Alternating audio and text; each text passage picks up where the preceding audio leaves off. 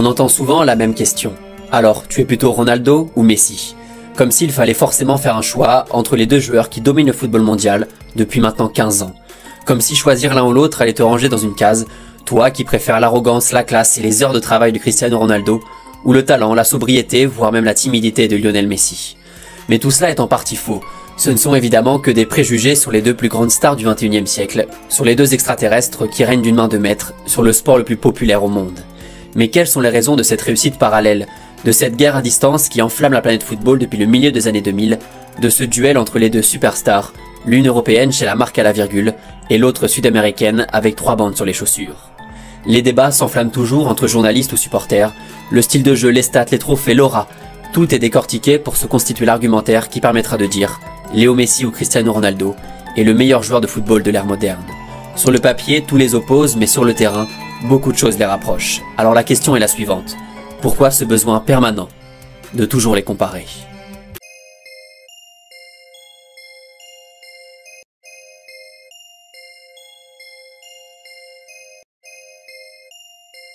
Cristiano Ronaldo et Léo Messi ont joué en même temps au football. 2 ans de différence, mais plus ou moins la même chronologie. Entre 2006 et 2008, les deux joueurs explosent à Manchester et au Barça. Ils terminent 2 et 3e du Ballon d'Or 2007, avant de squatter les 2 premières places pendant 10 ans, interrompu une seule fois en 2010 par Andrés Iniesta, qui finit juste derrière l'Argentin. We shared this stage 15 years, me and him. I don't know if it's ever happened in football. The same 2 guys in the same stage all the time. Et oui, c'est plutôt rare dans ce sens-là, et surtout dans la même période, car le football a connu d'autres grandes rivalités. Eusebio et Pelé, Platini et Maradona, Cruyff et Beckenbauer, mais ce n'est pas vraiment comparable à Messi-Ronaldo en termes de durée et en termes d'hégémonie. Si l'on compare à d'autres sports, le raccourci avec LeBron James et Michael Jordan en NBA est possible, mais l'époque est différente, le style de jeu a changé, et la comparaison est donc plus que difficile, bien que évidemment, toujours d'actualité. En Formule 1, à la fin des années 80, Ayrton Senna et Alain Prost se sont chauffés pendant 5 ans, mais ça n'a pas duré plus. En tennis peut-être, Roger Federer, Rafael Nadal et Novak Djokovic ont écrasé la concurrence, et ce depuis en gros 2005-2006, ne laissant que des miettes à leurs adversaires. Avec Ronaldo et Messi, c'était exactement le même tarif pendant 15 longues années. Et oui, vous le savez, Cristiano et Léo n'ont jamais connu de grosses blessures et n'ont fait qu'enchaîner les matchs en club et en sélection. Depuis 2006, les deux protagonistes ont toujours joué 45 matchs ou plus sur une saison, avec des pointes autour de 70 en 2012 pour le Portugais et 2014 pour l'Argentin. C'est dingue, c'est irréel si l'on pense au fait que les deux joueurs sont régulièrement la cible des défenses adverses, parfois bien rugueuses, et toujours au centre du système offensif de leur équipe.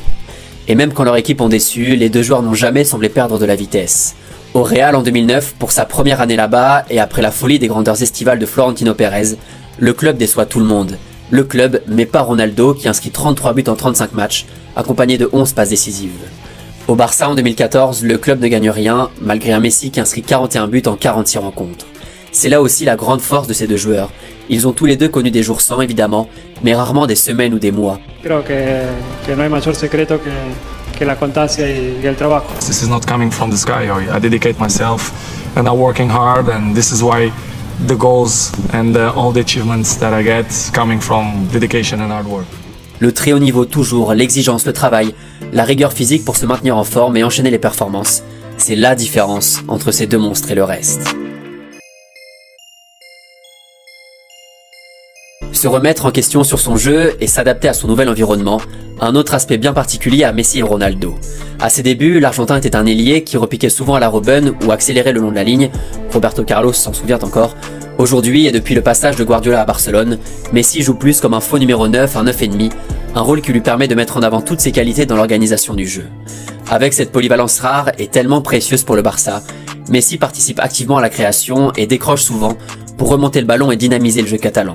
Cette transition-là, pas grand monde l'a réussi, ou du moins, pas aussi bien que Messi. Le schéma pour Cristiano est un peu différent. Aujourd'hui, et plus généralement depuis son arrivée à la Juventus, CR7 joue en pointe, un pur numéro 9 qui navigue entre les défenseurs et chasse l'appel parfait pour marquer, encore et toujours. Mais à l'époque de Manchester, aligné sur l'aile, il était beaucoup plus dans la percussion, le dribble, et moins dans l'utilisation intelligente de l'espace. Mais Ronaldo a appris très vite, devant le but dans les airs, la machine est devenue létale et a su parfaitement combiner ses qualités de finisseur avec l'essence même de son talent initial. La transition est peut-être moins flagrante que pour celle de Messi qui a complètement changé de rôle sur le terrain, mais dans les deux cas, la conclusion est la même. Selon leur âge, leur qualité, leur rôle et l'évolution de leur environnement, notamment de leurs coéquipiers en attaque, les deux joueurs ont toujours su s'adapter, sans que cela n'impacte vraiment leur performance.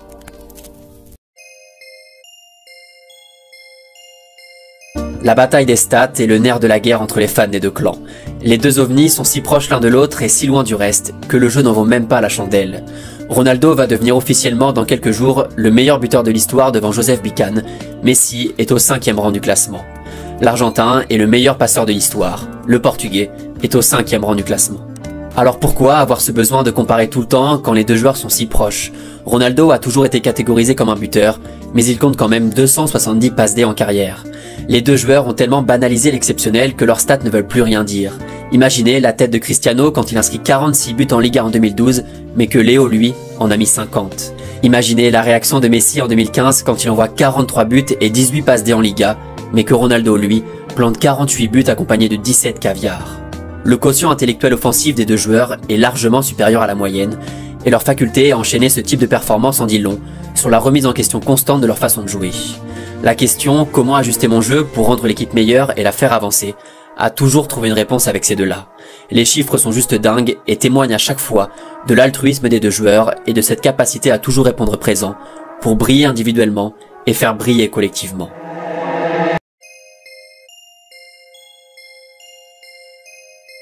En 2009, Cristiano Ronaldo est transféré au Real Madrid dans le même championnat que Léo Messi. Leur rivalité a réellement débuté quelques mois plus tôt avec en point d'orgue la finale de Ligue des Champions remportée par le FC Barcelone avec un but de la Pulga. Ronaldo a eu le Ballon d'Or en 2008, Messi a glané celui de 2009. Les deux sont réunis en Espagne pour un duel à distance de quasiment 10 ans. Le Classico devient le match à ne pas rater, en championnat ou en coupe, au Camp Nou ou à Bernabéu. Les rencontres entre le FC Barcelone de Lionel Messi et le Real Madrid de Cristiano Ronaldo sont de véritables blockbusters, marqués par une animosité et une tension perceptible à chaque fois. D'ailleurs, les deux joueurs en ont bien profité pour mettre souvent de l'huile sur le feu. L'Espagne devient rapidement l'épicentre du football mondial. Les deux clubs remportent 7 des 10 Ligues des Champions entre 2009 et 2018. Les équipes types de la FIFA parlent majoritairement espagnol. Les deux joueurs sont également les figures des deux trios qui ont marqué les années 2010. La MSN en Catalogne avec Suarez et Neymar, la BBC dans la capitale avec Benzema et Gareth Bale. Ronaldo, Messi, 36 confrontations directes entre les deux joueurs depuis 2008 pour un bilan légèrement en faveur de l'Argentin. Une rivalité galvanisante qui a monopolisé le paysage médiatique lorsque les deux attaquants jouaient ensemble en Espagne. Quelle chance de voir jouer deux joueurs à leur prime dans le même championnat, dans les deux plus grandes équipes de l'époque. Encore un sacré point commun entre les deux monstres. Ronaldo et Messi sont tous les deux les joueurs les plus capés et les meilleurs buteurs de leurs sélections respectives. Cristiano étant même devenu le meilleur buteur de l'histoire, devant l'Iranien Ali Daei.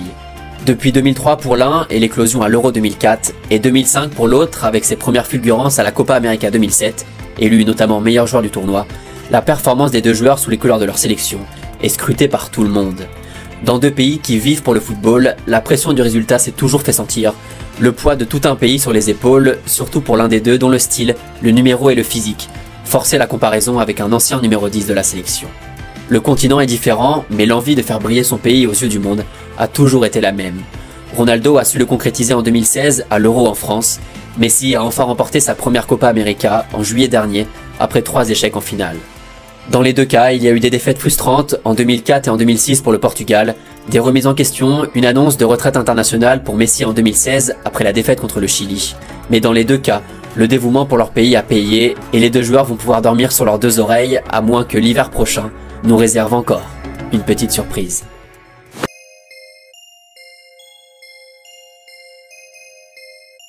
La compréhension du jeu et l'avance technique des deux joueurs, pas seulement en termes de dribble, mais en termes de zone de frappe de balle, de lecture des trajectoires, leur ont permis de marquer beaucoup et de marquer aussi pour nous. Pour notre bonheur, pour le spectacle, des buts de folie, des slaloms, des retournées, des coups francs. Avec eux, c'était à la carte. Toutes les semaines ou tous les mois, on s'attendait à voir un bijou de l'un des deux. Chacun son style, chacun son pied, chacun sa façon d'impressionner. La palette de Ronaldo est sûrement plus complète, notamment grâce à son incroyable jeu de tête. Mais Messi n'a vraiment pas à rougir, car une fois lancé avec le ballon au pied, il y avait de quoi faire 2-3 cauchemars avant de l'affronter. La compilation est juste folle, elle pourrait traîner pendant des dizaines de minutes, et le pire, c'est que ce n'est même pas encore fini. Forcément, sur près de 1600 buts cumulés pour les deux, il y a une bonne dose de pépites, la percussion et l'audace à Manchester, le talent fou et l'agilité balle au pied à Barcelone, le physique et la puissance de Madrid. Le spectacle semble illimité, les superlatifs quant à eux commencent un petit peu à manquer. Alors avant de conclure, on se laisse avec quelques douceurs de la part des deux joueurs.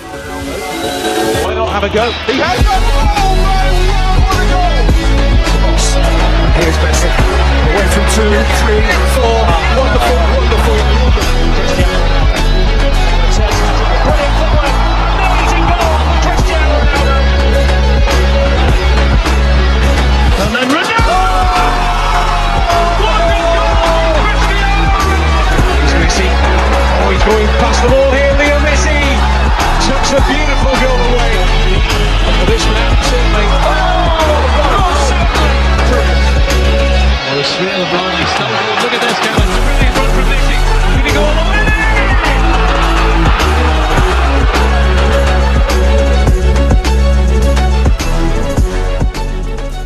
La haine est peut-être la meilleure forme d'admiration quand on parle de la rivalité entre Cristiano Ronaldo et Léo Messi. Depuis 15 ans, les deux joueurs divisent pour une seule et bonne raison. Ils sont tellement au-dessus du lot qu'il est quasiment impossible de ne pas faire un choix, de ne pas se dire « au fond, je crois que je préfère un tel ou un tel ». Mais pourquoi toujours les comparer? La moindre stat, le moindre trophée, le moindre éclair dans un match, quand on peut simplement en profiter encore quelques années. L'occasion de se lever, de crier, d'admirer les deux plus grands joueurs de l'ère moderne, dont la rivalité les a certainement tirés tous les deux vers le haut. Jamais deux joueurs n'ont suscité autant de débats, de mépris, d'amour, d'admiration. Jamais deux joueurs n'ont affiché un tel niveau pendant aussi longtemps, aux yeux du monde entier. Alors profitons-en car d'ici quelques années, le vide laissé par les deux attaquants va être immense.